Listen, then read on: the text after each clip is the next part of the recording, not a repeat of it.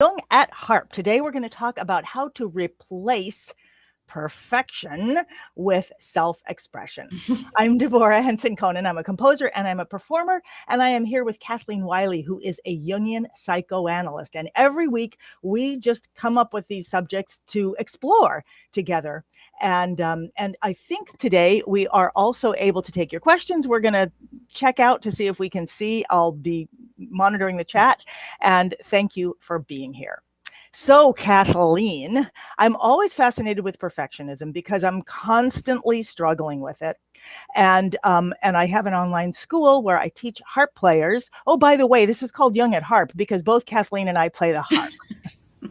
And because what she studies is, and what she works with is Jungian psychoanalysis. What analysis? Boy, I wish I could start this over again, but I can't this time. Which is perfect. Hi, thank you for being here, because it's perfect, because today is about replacing perfection with self-expression, replacing self-consciousness with authentic expression. So we're happy to, and I see that there are already people here, and I'm happy to, if you have questions about this, we're happy to take that too. But let's start, Kathleen. I kind of started off by asking you this morning, what is spiritual muscle? What is spiritual health? How do we just sort of like the big questions? And you kind of jumped in there. So why don't you share with everybody else what you sort of shared with me to start out with?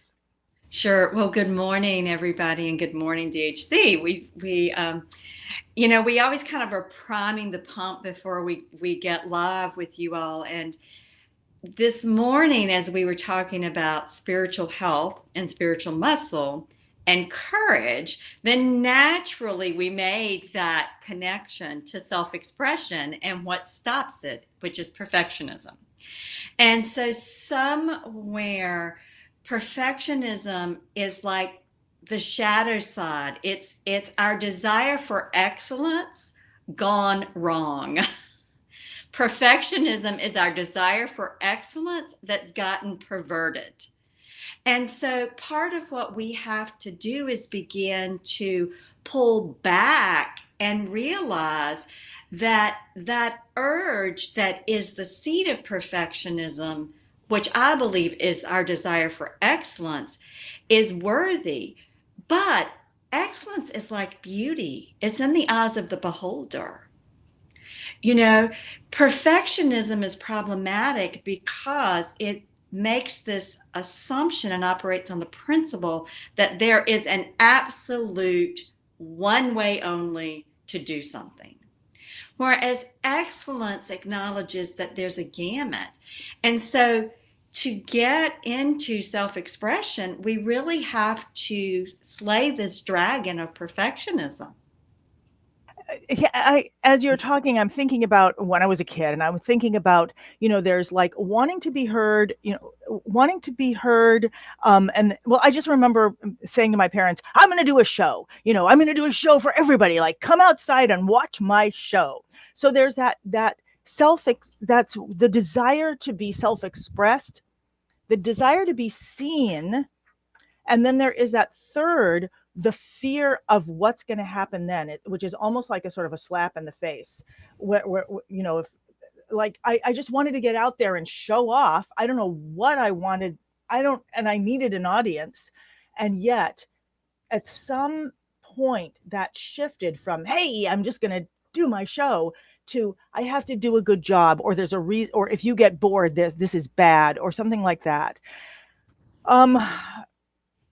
And I think there's a difference between, well, okay, here's another thing that kind of goes along with this. And these are all sort of things that I collected in my life, and I'm looking at them and like, how does this fit with this?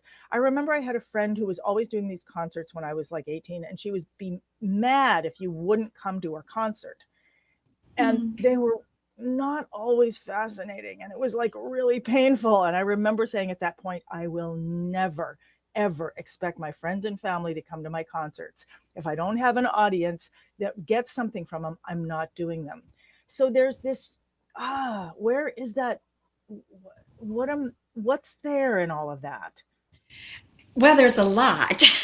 I mean, there's a lot in all of that, and that let's see if we can use the alchemical principle of separation and distillation to break these apart.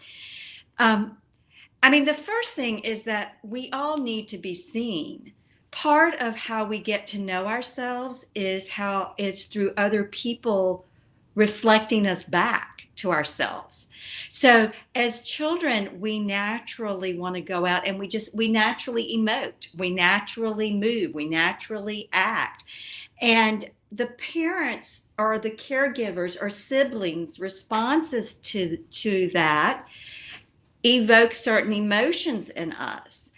And if their response evokes shame, then we begin on this trap of I'm not good enough, what I'm doing must be wrong, the thing in itself or the person in itself that I am isn't okay. And then we start to go down into the trap sometimes of perfectionism. That if I can just do it this way, then they will like it. If I can just do it according to this person's standard or this system standard, then I'm okay and it's good enough. As you're talking, I was thinking about my cats. My cats, they're not like, hey, watch me play with this ball. They're just like, they just go play with the ball. And it's interesting and I like to watch it, but they don't care. They're just self-expressed.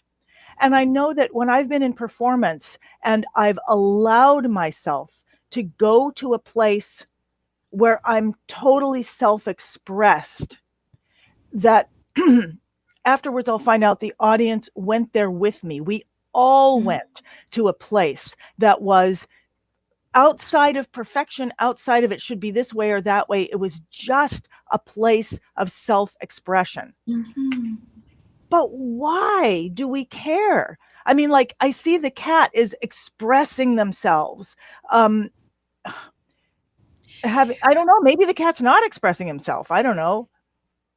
Well, but I think the reason that we care is because we are social creatures and we do have a limbic system where we have emotions in response to one another, whereas animals, although I tend to think animals can have emotions, but the basic theorists say that the animals are still operating instinctively, that it's just very tied to them, to those very instinctive needs.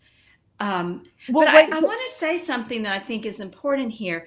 And Sylvan Tompkins was a developmental psychologist who did infant research. And based on his research, he said that there are non-innate or inborn affects that we all have because we're born human. That there are these non-affects that just are a natural part of the experience of being a human. And shame and fear he did not see emerge from the infant child until a few weeks. So that the newborn or the 3-week-old child does not exhibit any sign of shame or fear. That those are affects that seem to occur the first few weeks into life. So although he includes those as an innate affective category, he notes that they somehow seem to emerge only in relationship to another human being. And Erik Erikson's psychosocial model of development again says that from the age of 2 to 4, when the 2 to 3s are called the terrible 2s and 3s, because all of a sudden the child has some independence. They're mobile on their own. They can crawl out of their crib or their playpen. They can pull pots out of the kitchen. They may decide to take crowns to the walls, and they develop a sense of autonomy, a sense of ability to move on their own, autonomy. And the degree to which the caregiver says, oh, that's wonderful, but we're not going to mark on the wall anymore, mark here, the child can get a sense of, okay, I'm innately good and my own self-expression is good. But if the response is, what are you doing? You're messing up my day. Bad child, then shame gets set in place. So, very early on, we began to get caught in that. And one way we try to mitigate the shame is through perfectionism. We So, set up these standards, and if we can just meet them, then we can move on right. our own. Well, it's very interesting because as you're saying that, what I'm hearing is given direction. So if uh, and two things are in my brain. One thing in my brain is, wait a minute, animals show off all the time. It's a huge part of mating in Mhm. birds. It's a huge part of the fear response in cats by getting bigger. So I'm wrong. I mean, birds do want to be seen. I mean, my God, they're like yelling, yelling, yelling, come see me, and then they like do their thing. So I don't know where I got this idea that animals don't show off. And I see that maybe that is an instinctual thing to Yes. want to be seen, to ask to be seen, to try it out. And then what I'm hearing is, as we shift, if I was a bird, I would see other birds doing it and I would learn how to do it from a bird. But with a well, now that we have language which can represent all kinds of things, Mhm. then at that point in which I'm expressing the desire to self express, the desire to see myself outside, um, and to feel that energy moving, whatever's inside, having it out, the connection between the inside and outside. If I'm given shame, which is in my parents might intend to direct me, but if there's a way to direct that into a greater arena, into an arena where it can actually be seen. I think that what I'm realizing and what you say is that as we, if we feel shame about how we're expressing ourselves, there is another side to that. Yes. And can go Yeah, on. I'm thinking about what we were sharing before we got live about how we were both posting to social media in different ways this week, and how in order to do that, we just had to say, "I'm going to do this," and no, it may not be exactly perfect, but I'm doing the take and posting it. And that somewhere the desire for self expression and to share what's in us with the world and to connect with others around that has to be more important than getting it just right. We have to begin to cultivate the desire for self expression to be the bigger fire than the fire of perfectionism. And to do that, we really have to be able to face our shame and say, you know what? I'm not going to go there. Yeah, maybe that happened then, but that's not the case now.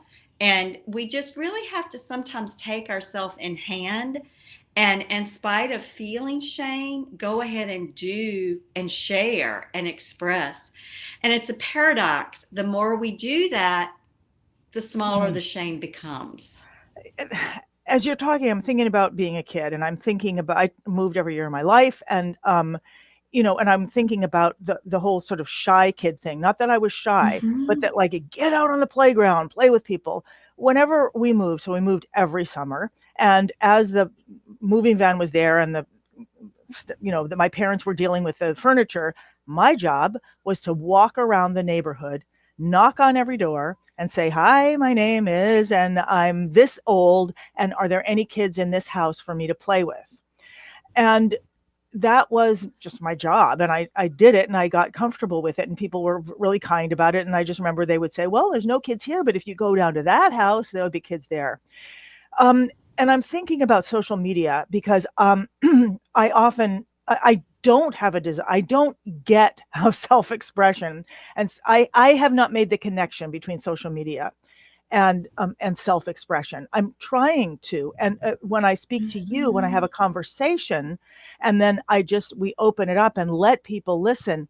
I get it then, but otherwise, unless I'm engaging with people, I I don't get it. And part of the reason that I Hmm. don't get it is this whole thing of you have to look good. So I remember, um, there was a time when I'd been sending out press releases for years and years and years, like 4 years. And finally, CBS Sunday Morning called and they were like, you've been sending press releases for 4 years. We're going to do a story on you. And once that happens, all the other media start doing stories. And I remember I kind of had a backlash from because I had presented myself a certain way. I'd been like, here's this amazing harpist, blah, blah, blah, because it was just like this thing I made up and I was having fun with it. But then other people started taking it seriously. And I remember when I think it was NBC or something came, and I remember sitting on my chair and she was saying, okay, so what are you going to do tomorrow? And I showed her and she said, okay, what are you going to wear tomorrow? And I was like, I think I'll just wear this. I had my hair in like literally pigtails. And she was like, no, no, no, no, no. We came here to do this story on this, amazing blah, blah, blah, blah. And when she left, I was so angry. I walked around the house and I was like, but this is who I am. And how dare you tell me I have to be something else? And then suddenly I stopped and I was like, this person is asking you to be who you said you were. Mm-hmm. She's asking you to step up into a larger self and not push yourself down. And you're fighting that? What is that about? And I really had to pull it together over that, night to really inhabit that part of myself. But there's always that war. When we got on this morning, I've been back in that. I was like, I was going to go running and I'm wearing my green lime shirt and I don't blah, blah. And I came on and I was like, oh, no, no, no, no, no, no, no, no. And I was like, just a second. And, went back, which is our self-expression? I mean, I sometimes don't know, when am I hiding and when am I, when am I sharing myself? When I want to talk for a minute. We're always wanting to kind of bring in some Jungian concepts. So I'm going to talk for a minute about Jung's model of the psyche, because I think it may help answer your question.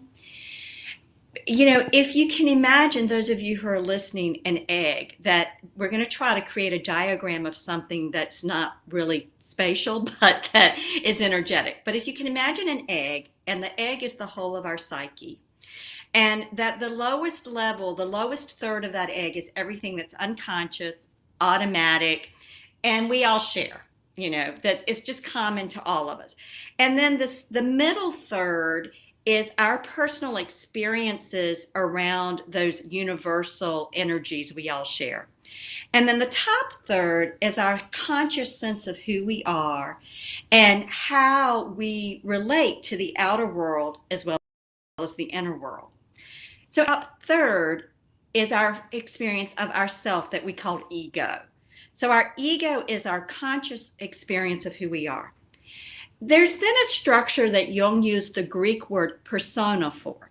And persona in Greek means mask. It referred to the mask that the actors in the theater wore. So that the persona are roles that mediate between our ego, our conscious sense of self, and the collective consciousness. Now, personas can be problematic if we try to fit into a role that's not flowing from our deeper, larger unconscious self. If instead of the ego connecting into the unconscious depths of who I am as a person and my own innate energies, if I'm not letting that energy flow up into my persona, then it becomes what we call a false self. But if that persona, that role, that mask I put on has a conduit, a channel that's rooted in my larger self, and I recognize, for instance, in this moment here with you, I'm in the role of teaching analyst and maybe a little bit of an entertainer so that people want to show up and listen to us. It's not boring and academic. And so I wouldn't show up here in my swimsuit. Because if I showed up here in my swimsuit to do this, then it would create a whole different energy. Not that it would be wrong, and maybe one day we want to show up in our swimsuit and do it from the beach. I don't know. But in other words, I think that what we have to remember is in that moment, that reporter was saying to you, we are here to give you coverage for this role that you have. And yeah, it's great. I'm happy to sit here and meet with you in pigtails. I mean, she didn't say that, but she met with you. She respected that. There was a time and place for that. But to go on national network TV, that wasn't the persona that they were wanting to share. Does that mean to not bring that, you're not being authentic? I don't think so. But what it means is recognizing that there are places where we want to bring different expressions of ourselves because that's what best serves the intent of our heart. Now we're back to spiritual muscle, and we're back to courage. It's like, what is it we really want to share? What is it that is our ethos, our mission, our value, and what we're doing, and the persona we're presenting? I really love this. And I want to go back to that persona because, as you may know, one of my most important teachers was a mime. And he Mm-hmm. was a mime who talked and he didn't wear whiteface, but his whole work, Tony Montanaro, his work was all about physical eloquence. And we worked with masks. The mask work was a specific part of what we did. And part of the reason for the mask work was to understand, to actually become aware of other parts of us. Because when Mm-hmm. you had a mask on, nobody could see your expression. It had to come into your body. It had to be there in all of you. And you also got to take the specific persona of that mask Mm-hmm. and play that role. So that's really fascinating. And it's also fascinating what you said about role, because in the strings of passion, which is sort of my theory of creative resonance, the fourth string is the string of roles. And it's all about collaboration and Mm-hmm. also, letting there be, like in music, there are three roles. There's bass, accompaniment, and melody. And then there's rhythm in all of them. But those three roles are what allow you to, like if you look at a musical score for an orchestra, that's what allows you to start creating this sense of dimension. It's what allows you to play with other musicians. Um, but then there's the role of archetype, which allows you to connect with parts of yourself that you may not be used to in the everyday. And as I'm saying that, I'm Mm-hmm. thinking, wow, so my everyday me not only self-expressed, but it's also self-repressed. I'm constantly Well, molding that. It, I don't know that I would say repressed, although it could be, because repression is an unconscious dynamic. But I think that we can consciously choose what's appropriate, and what appropriate meaning what is aligned with our spiritual purpose in any given moment in time. If I show up at the Irish Jam with my harp to play Irish tunes with my friends, and all of a sudden I start espousing about Jung's model of the psyche, then I have probably shown up and stepped into a role that they really aren't interested in, that they might kindly indulge for a few minutes. Or maybe on the other hand, they've asked a question and they want to go there for 15 minutes.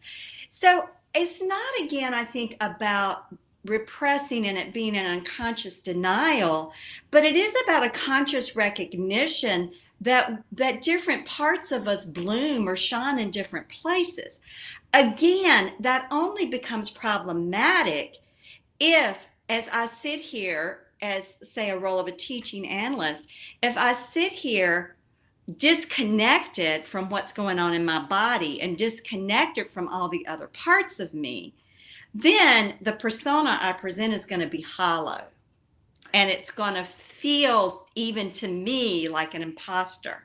But if I'm here in this role of teaching analyst, but it's rooted in who I am and how I live and my belief systems and the choices I make every day, personally as well as in my work, then it has substance. It's like something that's growing on the tree that's alive.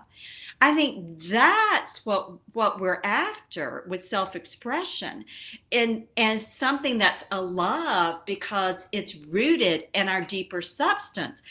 But any one flower is unique at any given time, but the tree or the plant can have many different flowers. We're like the tree. We have many different branches, and we have beautiful tulip poplar trees here in North Carolina, and they actually put this. I don't know if it's technically, I guess, considered a fruit, but it looks kind of like a tulip flower, and they fall off all over the yard and the driveway, but they're gorgeous green and yellow, and but they're each one is a little bit different. So if we can think of our personas like the fruits on the tree, and it doesn't mean that we're repressing anything. It just means this is the fruit that's grown from this specific impulse. If we go back to your strings of passion. Well, let me go back, because I'm really I'm really interested in this self-repression, in that I do believe I'm doing it self-consciously. And what I'm thinking in terms of this conversation is that I may be able to, and this is replace perfectionism with self-expression. So how are we going to do that? And I'm thinking that I know I'm self-repressing in lots of ways, unconsciously. I mean, I don't know how I'm doing it, but I'm thinking that by using the roles that you're talking about and using the persona, I may be able to get more resonance with my authentic persona, knowing that I'm probably repressing. I may be able to get more resonance with that. So when you were talking about the hollowness, I was thinking about resonance. Like, how can we be authentically resonating through ourselves? And when we feel, and perfectionism is one of the biggest repressions for me. Am I doing it wrong? I don't even think about it anymore. Like last night when my social media person and I were working on this, and we did, I did this whole thing, and then it was this one thing had gone wrong, and we were just at that moment of like, well, let's do it again. And then the thing that actually helped me, and this is not a persona, but this is the thing that helped me, was to say, wait a minute, no, I have I don't know what it is. It's a mission, or my MO right now is connection, not perfection. And I was able to go back. I wouldn't say it was a persona, but I would love to be able to connect a persona with it as well. It was a mantra that's saying, no, here's how you make the decision. You don't make the decision based on perfection. You make the decision based on connection now. You're going to keep doing that. And I'm going to keep making the decision based on the most immediate connection that I can do. And what I'm thinking in this conversation, that along with that, I can now increase my spiritual connection to myself by bringing in this idea of persona that you're talking about. Well, I think if we just acknowledge the reality, if we believe Jung and his model of the psyche, that we automatically go into roles. That's just part of the socialization process. And again, how we interact with the outside world.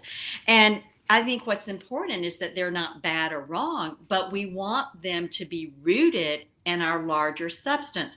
So last night, your persona of teacher, composer, entertainer, whatever role, whatever you're putting out there to social media, was rooted in your value of connection, not perfection. That's what I'm hearing. So the persona was rooted in your deeper, larger self, which says connection means it's what's better than perfection here. Well, you just said the word value. And when value. And that word is so powerful to me, because I know that, like, there's values in colors, there's values in what we value, and versus what something is worth. And I know that we just got a question. Exciting. So I'm just going to read it. More and more people are celebrating quitting social media as they discover how toxic they often are. Hence the popular term social media detox. Any other healthier ways to share our harp music? Yeah, so I want to fill that one in that I think a website, I do writings on meditations on the Christian scriptures, looking at them symbolically through the lens of Jungian analysis and alchemy. And I have a website, Inner Divine Spirit, where I post those writings for people. And so then I have a social media, Facebook and Instagram account to help direct people to that site. So I think that it's making conscious choices about how to use social media and what you want from it. And, I think that networking and the outer world, and hopefully now as things are opening back up after the pandemic we've been through the last year and a half or so, is like networking with local people and um, sharing that live music, that CDs, that kind of thing. But I think your question to me really speaks to the importance of conscious choice, and that when we engage with anything, particularly social media, that we again let our action of engagement be rooted in whatever our intention is for being there. And I'm really interested in this question. I wasn't sure exactly. So, Riham is saying more and more people are celebrating quitting social media as they discover how toxic they often are. And I wasn't sure whether you meant how toxic we find ourselves to be when we are on social media, or how toxic social media is. But I'm also thinking that one of the deepest principles of spiritual health that I've learned is the ability to respond, to be responsive rather than reactive.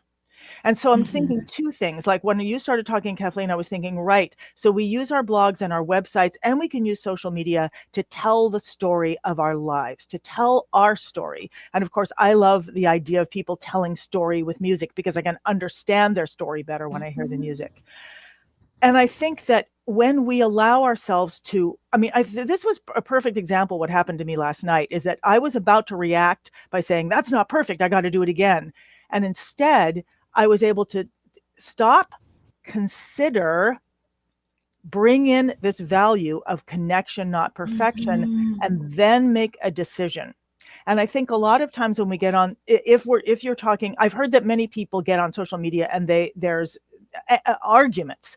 And so I don't know if that's what you're talking about. There's these toxic arguments. And I realize we always have a choice to react, or to think about and respond, or not respond, and to put out something different. And I think that as I'm saying this, I'm thinking, wow, so could be an opportunity to build spiritual muscle by Mm-hmm. going to the social media gym and actually, sharing who we are and what we deeply believe in on a human personal level, rather than just I don't know. I don't do that part of it, like the arguments that I hear people doing.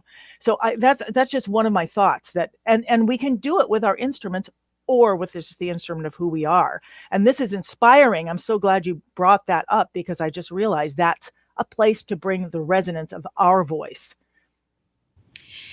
Yeah, I mean, Jung says that we change the world one person at a time.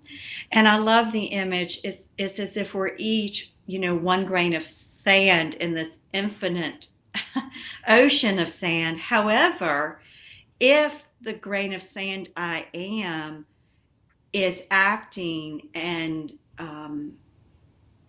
putting out there loving, compassionate, healthy, connecting kinds of thoughts, kinds of experiences, kinds of feelings, then the grains of sand around me are going to feel that. But if, I'm putting out their negativity, anger, rants, and I'm taking in a steady diet of that from wherever, then that's going to send out a different energy to the grains of sand around me. So I think it is making a conscious choice.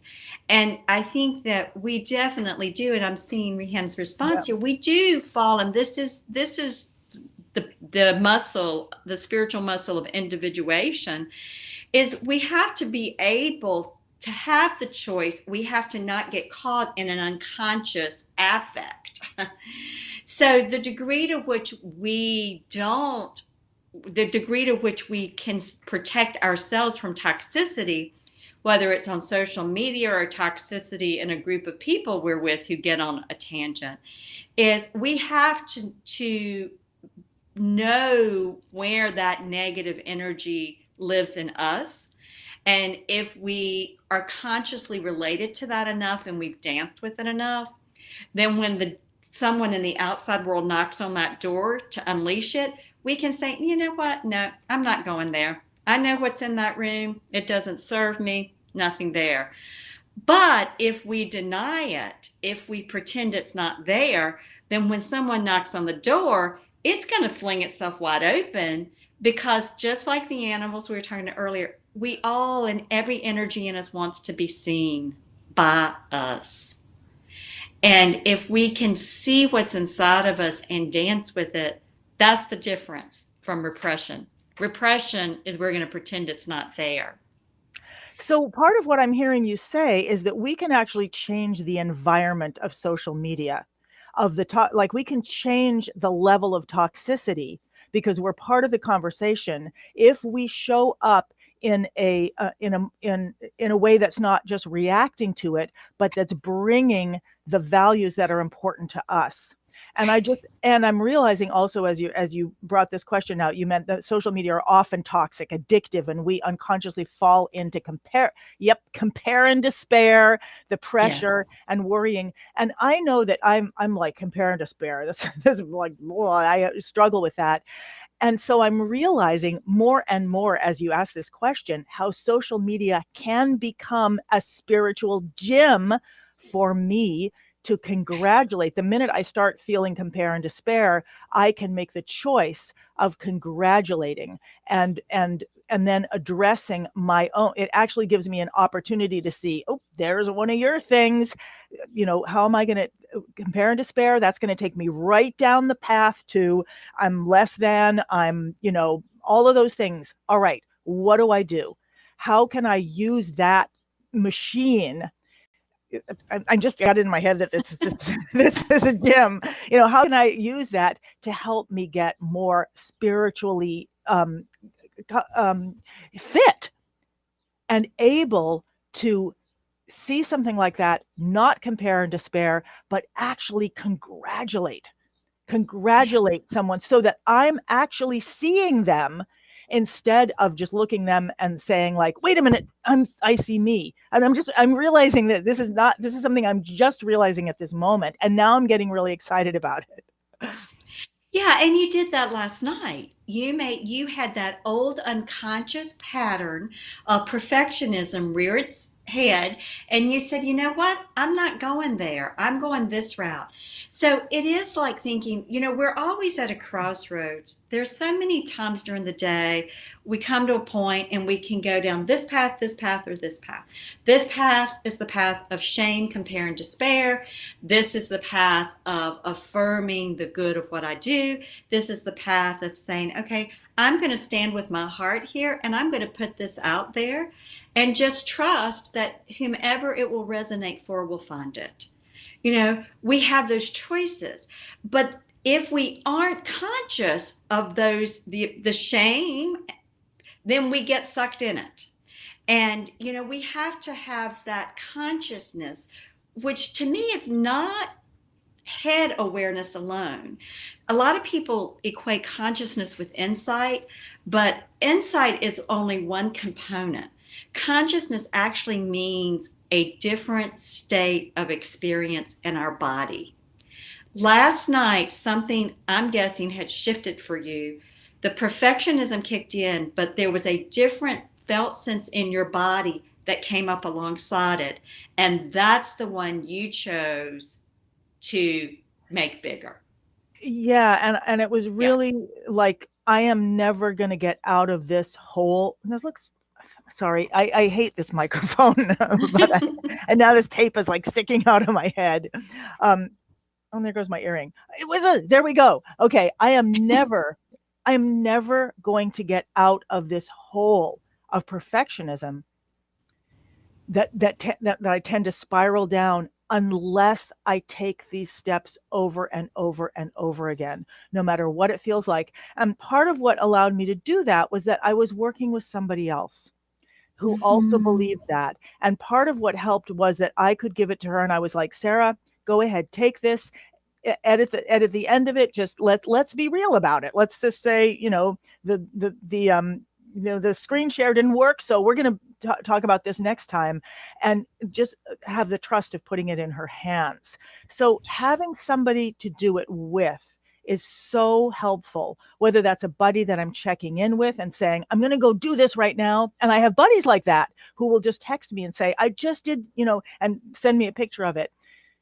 So not having to do it alone, understanding, and Rhian, I really appreciate everything that you've shared because it helps me get more conscious. So your sharing helped me get conscious.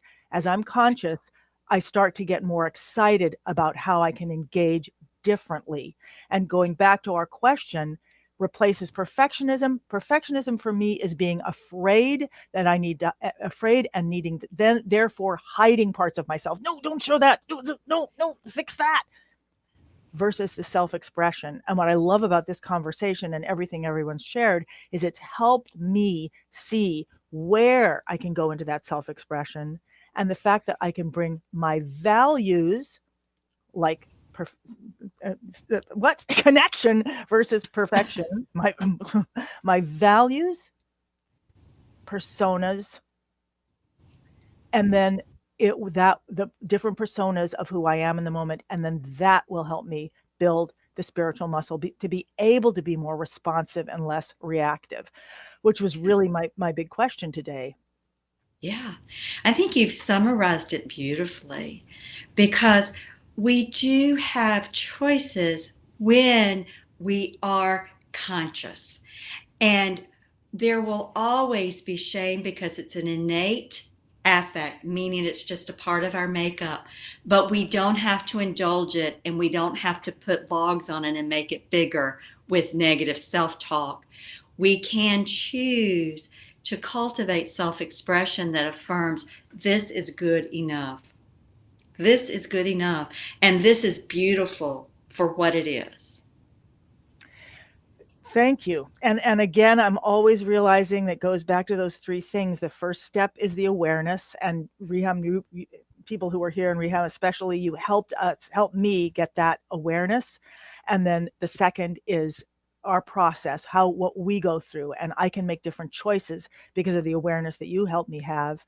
And then we have a different relationship with it. And I love that. And I love coming to that same conclusion over and over again. Yeah. So thank you, Kathleen, and thank you everyone who was here this morning for being part of this and adding your questions. And thank you so much. I'm really looking forward to seeing you again next week, Kathleen. Any last things you want to say? No, go and just today, I encourage you all, including myself, is to do one thing that we've been thinking about doing, but we have been afraid to because it's not perfect enough. So to be courageous today and take that next step. Okay, great. And I'm going to say, do it absolutely imperfectly and know that you are in the spiritual gym when you do that.